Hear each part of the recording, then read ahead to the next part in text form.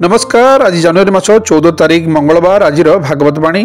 धनलोभी बेपारी माने धन लोभरे भयंकर अरण्य भ्रमिबा परी भगवान विष्णु आश्रित मायार प्रेरणाणे जीव घोर दुर्गम मार्गरे पड़ी संसार रूपी अरण्य पशि जाए। संसार अरण्य हेउछि श्मशान परी अत्यंत अशुभ। सही अरण्य बुली बुली जीव को तार कृतकर्मर फल भोग करने को पड़े। संसार रे घटुथिबा विभिन्न विघ्न हेतु ताकू तार उद्यम रे सफलता मिले नहीं। तथापि से श्रीहरि एवं श्री गुरुंक चरणारविंदर आश्रय निये नहीं, जहाँकि जीवर श्रम दूर कर दे थाए। मनुष्य बहु कष्ट करी जेउ धन उपार्जन करे ताहाकू धर्म मार्ग रे उपयोग करा जिबा उचित।